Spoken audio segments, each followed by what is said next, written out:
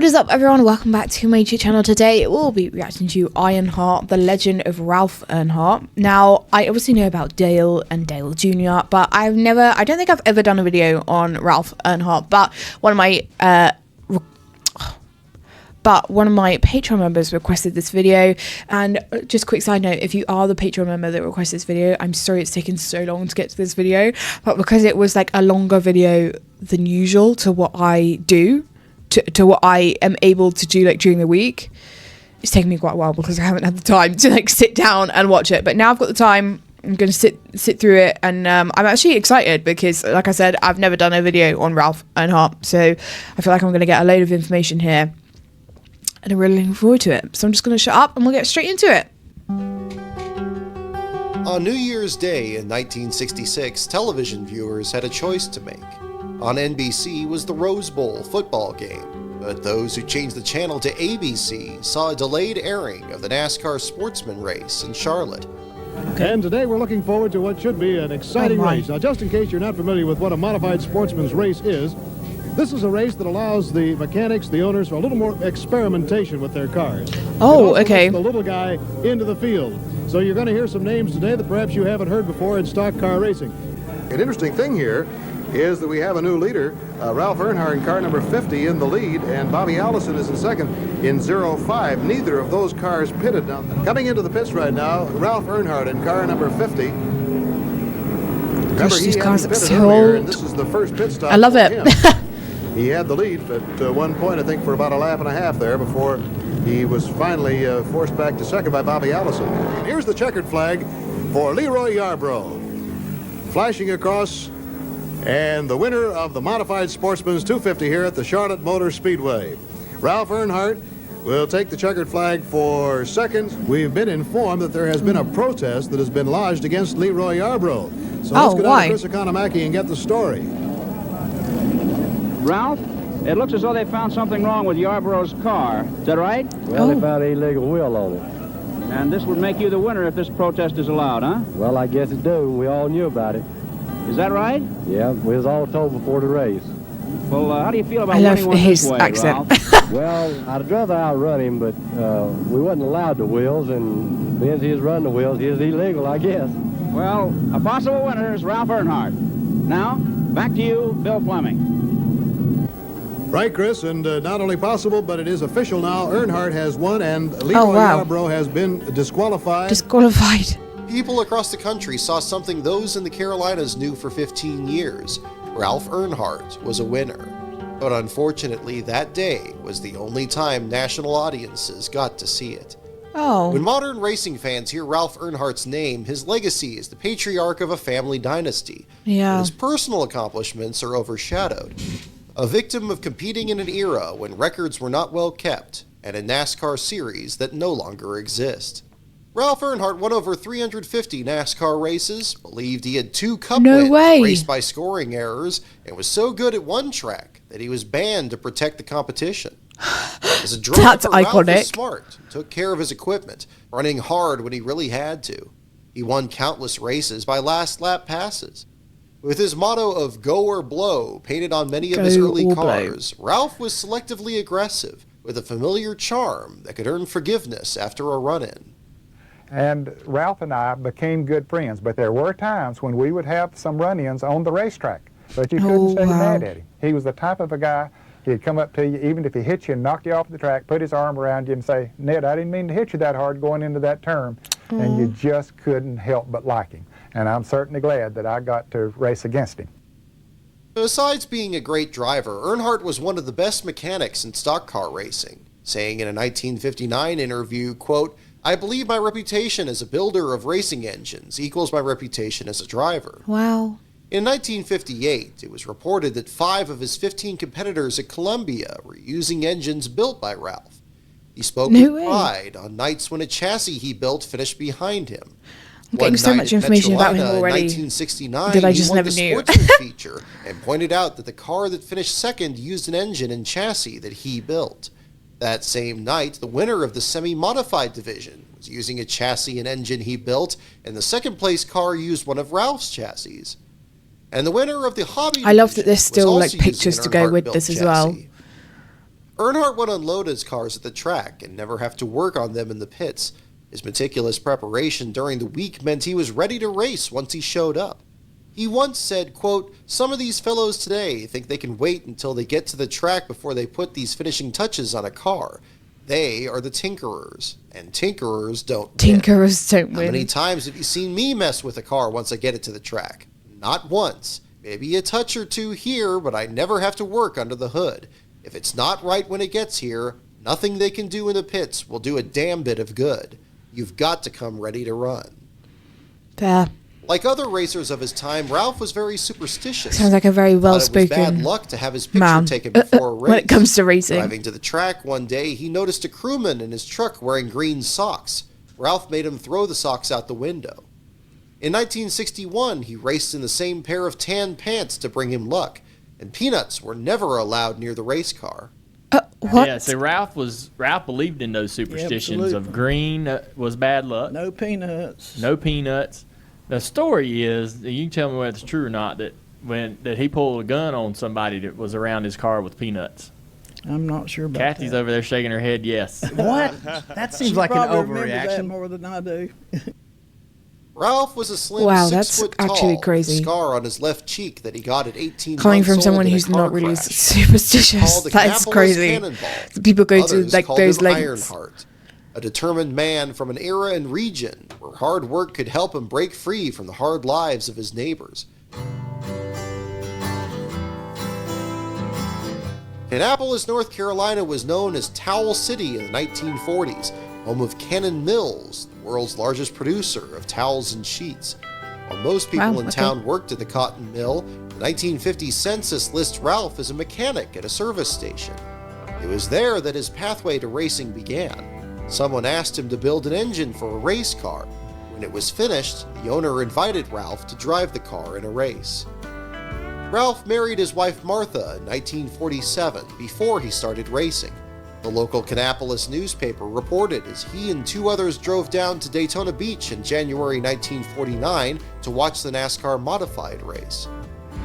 When Ralph first approached me about driving a race car, I thought he had gone crazy.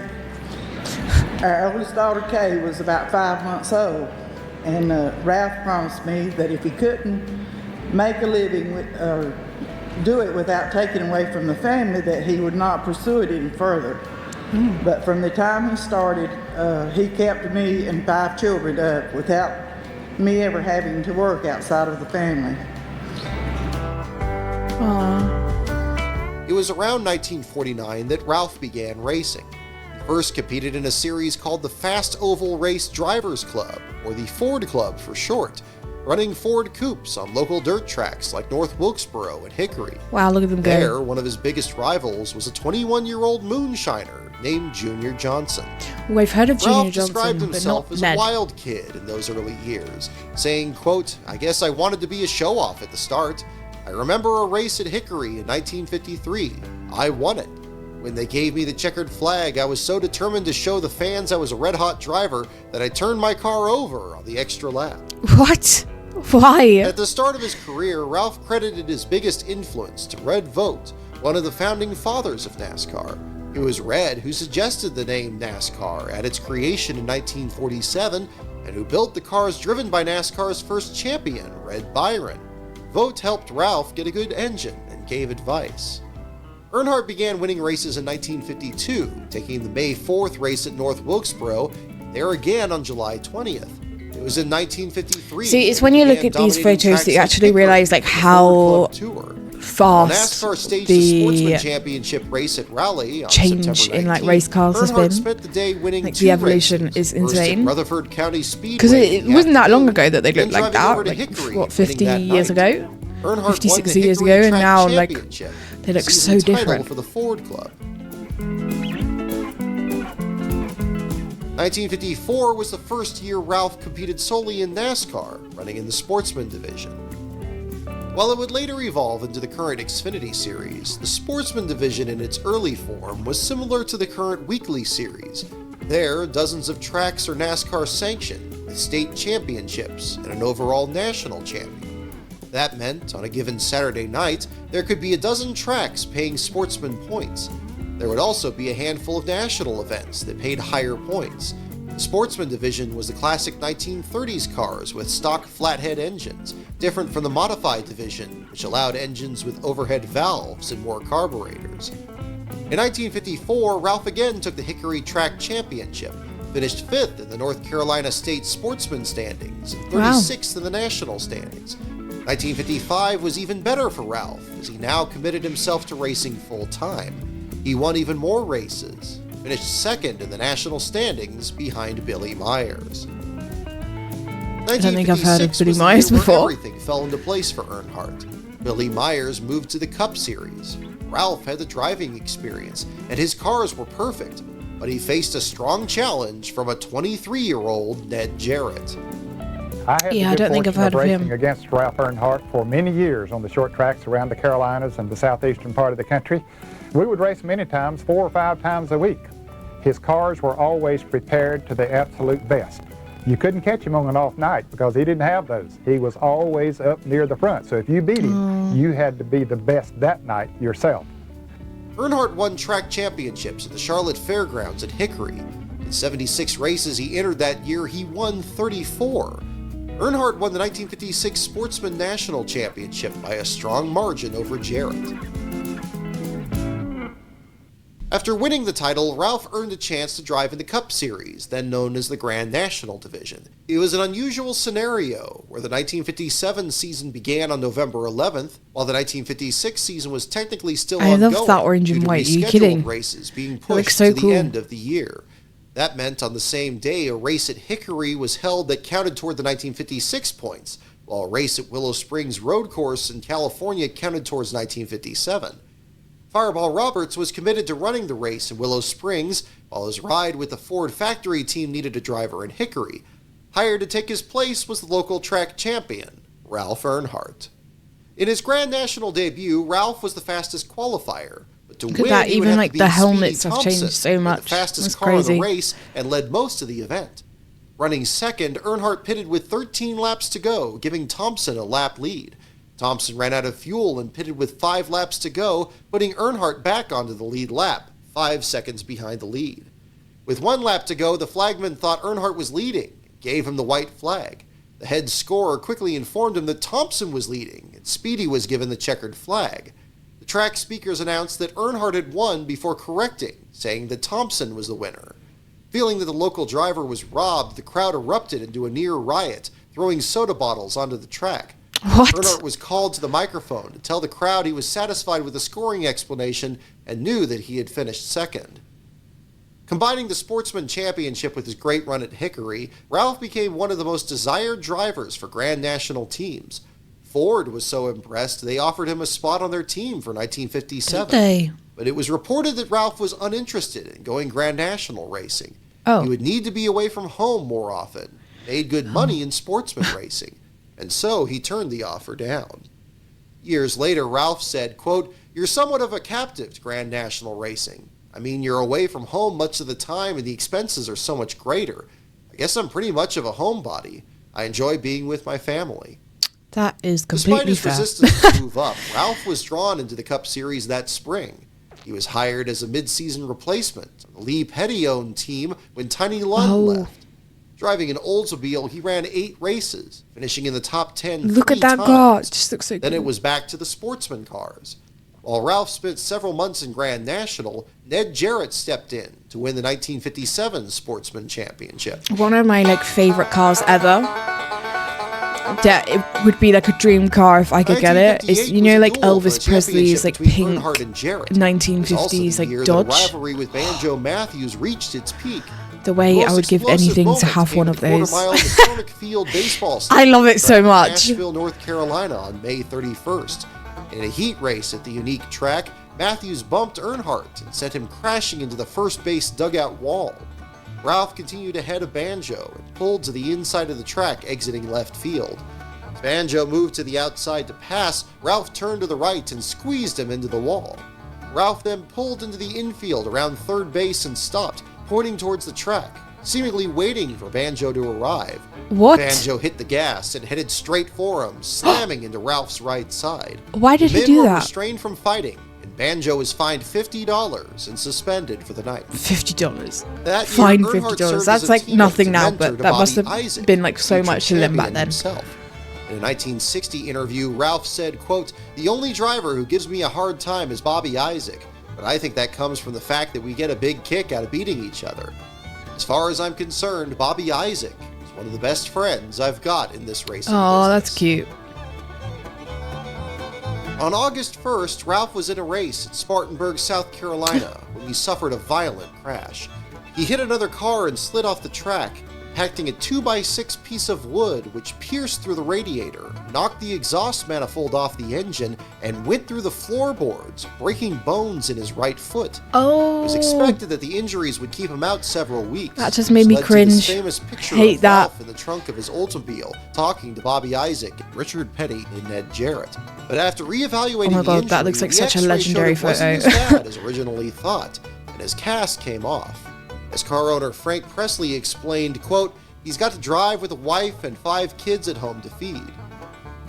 And impressively, just 8 days after his injury, Earnhardt won a 400-lap race in McCormick Field. Wow. Once again, Ralph finished second in the National Sportsman standings behind Ned Jarrett. That is crazy that these won like the track motorsport drivers championships have at these insane Greensboro, injuries, Columbia, and then McCormick they recover Field. in like half the time that a normal In person would recover, 1959, and then NASCAR go on created to a like new win a series, race straight limited after. Sportsman division. Like, how have you managed that? Spin-off of the Sportsman series, where engine sizes were limited to flatheads and Fords, V6s, and everything else. While the series would last only 5 years, Ralph committed to the new tour. Standing in the way of the title was a new challenger from South Carolina, who seemingly came out of nowhere, 25-year-old David Pearson. Oh, I've heard of David Pearson before. There are a few names that are coming up that I've heard of, but some of them I haven't. Championship with a reported 60 wins. One of the highlights of the season came at Bowman Gray on May 2nd. In a combination race for modified gosh, Bowman Gray, I know what that is. Ralph's sportsman car was Done at a few videos on that disadvantage to now. more powerful modifieds. Regardless, Ralph won the race. This is one of the things I love now, is that comparison because I've to seen those so with many bigger NASCAR engines. videos. I don't mean, think they kudos will to you ever guys, forgive because me now, for this. now I watch Must some of these say, videos like one of the this, biggest thrills of and I'm my like, oh my god, I've racing heard of career. that, I've heard of that. Whereas before, By this obviously point, before the Earnhardt was a YouTube channel, divisive I didn't know figure for anything fans. about NASCAR. Dominant racer who needed to And win. there's still a lot that I don't know, People booed him. like The history-wise difference and blah blah between blah. first and second place in limited But sportsman races is usually $40. I know so much more now. That $40 will buy a lot of groceries. If you get in this racket for a living, you've got to win. It may get boring to some people that I win all of the time. It doesn't bore me one little bit. I've got to win. That sounds like After expenses, a Ralph Max estimated Verstappen he made $9,000 mentality in there. 1959. That was about 60% higher than the average income in the United States of $5,600. But if Ralph was going to make a living by winning, Wow, he had that's one cool less photo. track to race at. After nearly a decade of wins and 5 track championships, Hickory banned Ralph from competing there. Hickory results No in way. 1959 are hard to find, but by August it was reported that Ralph had won 20 of 21 races there. Earnhardt's domination presented a danger to the track's existence as fans stayed away, knowing the outcome was almost a guaranteed Earnhardt win. As Ralph explained in 1964, "They won't let me run there anymore. They say I monopolized it then, and I'd monopolize it again." Aww. 1960 started poorly for Earnhardt. Because of his championship in '59, he was invited to compete in the Sportsman race at Daytona. There, Ralph was involved in the largest crash in NASCAR history and flipped in turn 4, but walked away. That's crazy unhurt. seeing like footage of a big one, but like way back then. To know that they still happen like that today. Oh my gosh, look at them all flipping. He just said fantastic pile up. I wouldn't call that fantastic, On but April okay. 20th, Ralph and Martha were coming home from a race when a cow walked onto the highway. Ralph hit the cow and slid off the road into a ditch, the race car flipping off the trailer. Oh no. The year would only get better from there, starting with a win at Columbia the day after Was the cow the incident. cow okay? Earnhardt had solidified My his biggest reputation concern there. as king of the sportsman drivers. Over the summer, he won 9 straight races between July 12th and August 1st. He had won 12 of 14 races at the Columbia Speedway. This led the track to bring in Joe Weatherly to stop him. The outspoken Weatherly did promos saying that he was the man to stop Ralph. Earnhardt's a junior Lee Petty, Both of those guys need to be taken down every now and then, he said. Earnhardt had better be running pretty good. I've heard he's pretty tough in the turns at the Columbia Speedway. Well, I'm a pro too. We'll see how he can run against a real race driver.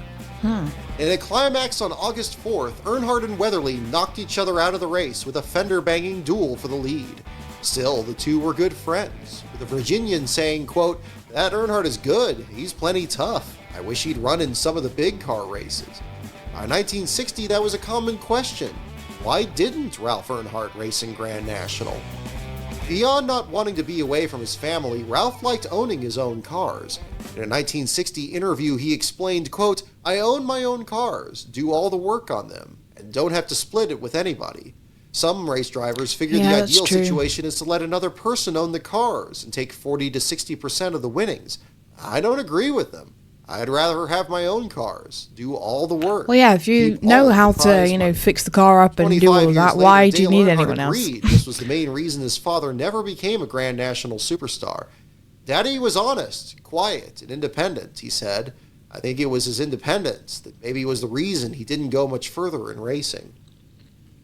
Ralph also said the Grand National cars were too expensive. The price of a car was around $9,000, 3 times as much as a Sportsman car.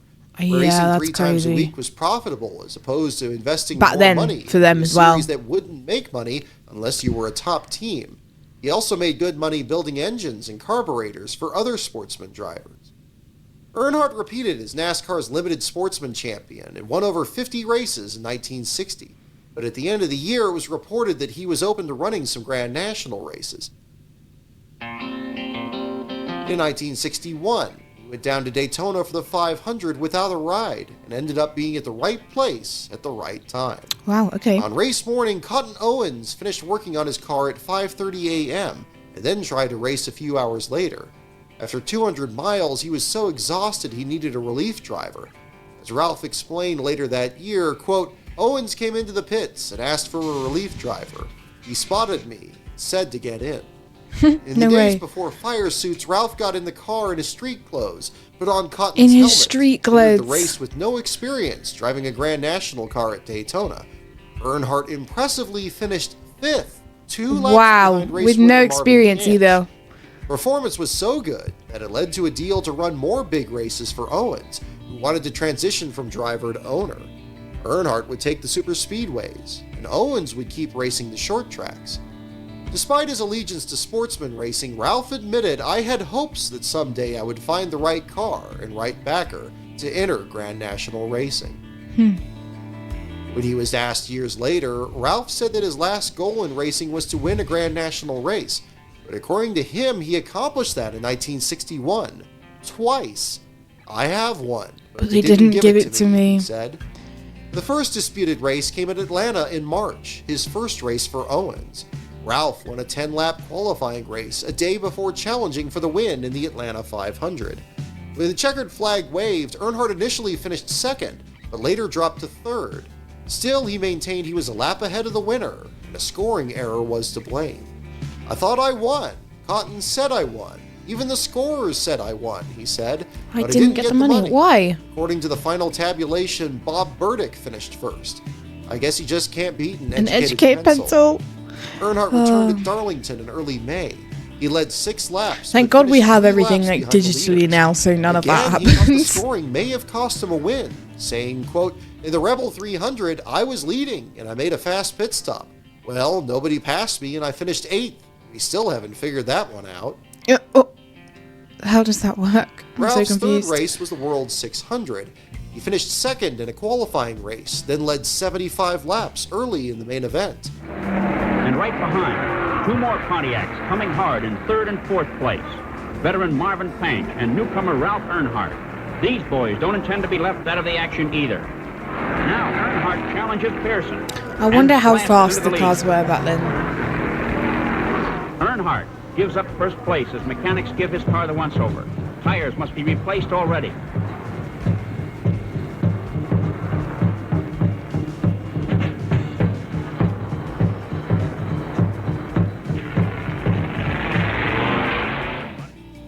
Running 4th after 500 miles, several stops near the end for blistered tires dropped him to 11th, as his Sportsman rival David Pearson earned his first career win. Oh. Cotton Owens. He set the lap record here last year as a driver. Now he handles the wrenches and plans the strategy for his driver, Ralph Earnhardt. His Pontiac, number 6.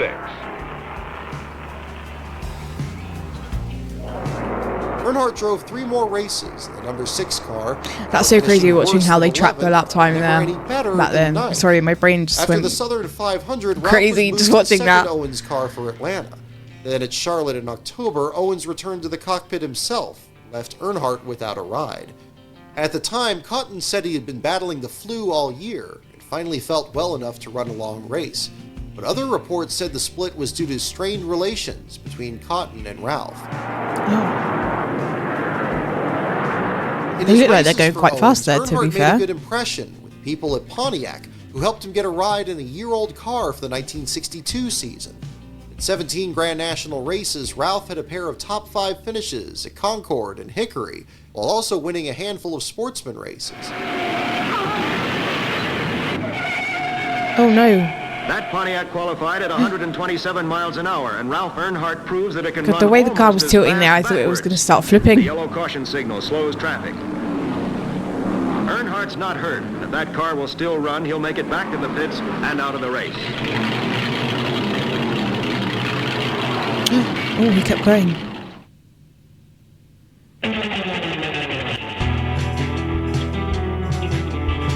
(1963) began as Ralph finished second in a 20-lap consolation race for the Daytona 500, but had a bad fuel pump knock him out only 15 laps into the main event.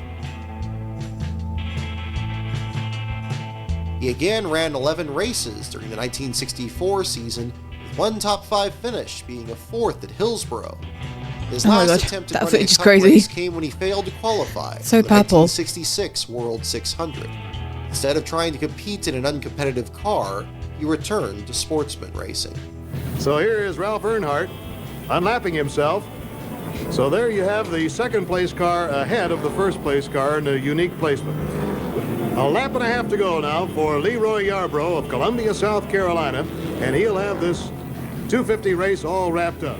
Ralph Earnhardt is in second place, but he's a lap behind, so when the white flag comes out for Leroy Yarbrough, he's pretty well got it made today, Roger. And here's the checkered flag for Leroy Yarbrough. Flashing across, and the winner of the Modified Sportsman's 250 here at the Charlotte Motor Speedway. Right, Chris, and not only possible, but it is official now. Earnhardt has won, and Leroy Yarbrough has been disqualified. Arguably, Ralph had his crowning moment in a nationally televised race at Charlotte in October 1965. After finishing second, Ralph inherited the win, and Leroy Yarbrough Oh, this is was the one from the disqualified. beginning. By the mid-60s, the national sportsman standings were dominated by New England drivers. Earnhardt never repeated his Sportsman championship, but had several more top 5 finishes. Oh. 1969 was a year of change for Ralph, as he left NASCAR competition and ran at unsanctioned tracks. At 41 years old, driving 250-mile round trips to and from Columbia and Greenville Pickens was tiring. Earnhardt explained, Dirt quote, track getting king home is from a race gone. at 3:30 or 4 o'clock in the morning, only to have to get ready for another race that night, was getting rough. Fortunately, local tracks like Concord and Metrolina raced every week, and they were less than 30 minutes from his house. Ralph began racing in a small series called Gas Car, named after the owner of the series, John Gasky. Friday night at Metrolina, Saturday night at Concord. For the next 4 years, Earnhardt dominated both tracks, winning both track championships 4 years in a row. I really love this business of racing only on Friday and Saturday nights and getting home early both times, he said. Financially, I'm doing as well as I did in the year I won the national championship. In early March 1973, it was reported that Ralph had been hospitalized. Heart problems were slowing the man known as Ironheart. He was put on blood thinners and was given a special diet. Ralph returned to racing on April 20th, where he won a heat He carried race at on racing Metrolina. after that. Focusing on his health, he stepped out of the car to put Stick Elliott behind the wheel. Elliott dominated while driving Earnhardt's car. Ralph returned to racing in June and took 2 consecutive wins at Concord, and his 22-year-old son Dale joined him most nights, competing in the semi-modified division.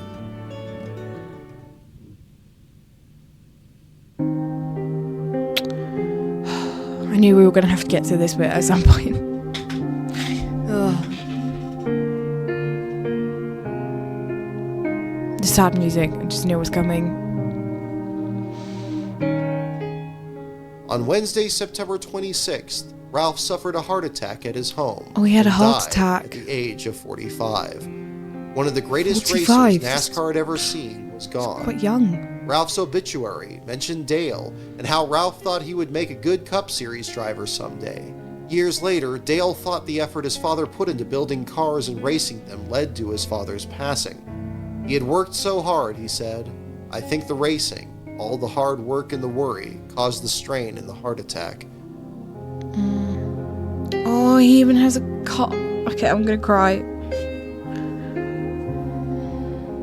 Ralph was an icon of a fading era, and his passing was symbolic. By the early 70s, many people remarked at the seeming death of dirt track racing. NASCAR dropped dirt from their schedules. The future was on asphalt. Ralph knew it, and encouraged Dale to focus on paved tracks. Shortly before his death, Ralph told his son, quote, "If you ever expect to go anywhere in racing, you will have to join NASCAR and learn to drive asphalt." There's the kid to watch. And that he did. Second generation driver. His father, the most famous And short track completely drivers dominated. in American racing history. Well-known Ralph Earnhardt. His kid looks good today. 7 years later, Dale had done just that, fulfilling the promise that Ralph saw and winning the Cup championship in 1980. But to do so, Dale had to give up the family life that Ralph refused to do. With 2 divorces, Dale was remorseful on how his family life differed from his father's. Shortly after winning the championship, Dale said, quote, "My daddy did right by his family, raised the kids, sent them to school. They came first with him. Nothing gets me down for long, but I miss the security of having a wife and kids with me. I'm gone so often and so long, it would make it rough on them, but there is no substitute for them." I think what really changed my life is getting my kids under my roof from a previous marriage, and they came to live with me. I had custody of them in 1982, marrying Teresa. I think that really turned it around. Ralph died before he could share in his son's successes, and despite the glory of racing triumphs, his father's death still haunts him. When you have problems, Jackie, you think back at something Ralph Earnhardt would have did, or what would he do in this situation, or what would he have done? And it really helps me. I missed him more because of accomplishments I made, and I just wished he could be here to be able to do things I do now. Not just the racing, but the deer hunting and things that we do now that he really enjoyed doing. You know, I miss him more now than I did when he first died. I stayed mad for about a year after he died. It made me mad. It hurt, but I was mad about it, you know. It took a while to get over that. As Dale won championships, Ralph's memory was kept alive, inducted in many Hall of Fames.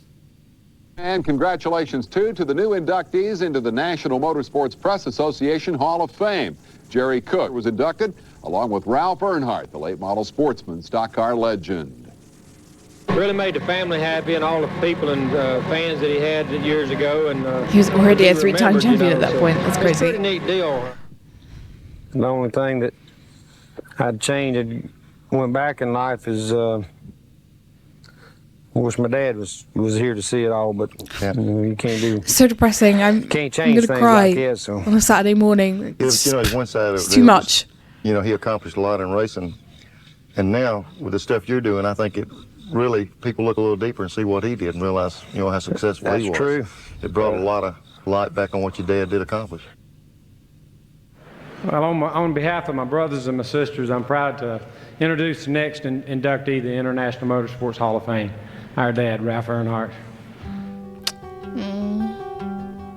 In 1998, Ralph was named one of NASCAR's 50 greatest drivers, and again one of the 75 greatest drivers in 2023. But can we quantify just how great he truly was? At the time of his death, Bobby Isaac said, quote, "If they kept records of it, Ralph Earnhardt has probably won more races than any other driver in the country." He won so many races. Yeah, that's the it's only hard thing to is like even we know don't have the any exact records number. now to like His look back wins and came see at a just time how when much he Sportsman won. results were not well reported. Just probably Even like now, the only there are gaps downside. in newspaper archives where not every win is accounted for. Sometimes a win wasn't reported in a newspaper, or if it was, the newspaper hasn't been digitized. Earnhardt began competing full-time in NASCAR in 1954 and left after 1968. In that time, we found 209 confirmed NASCAR race wins.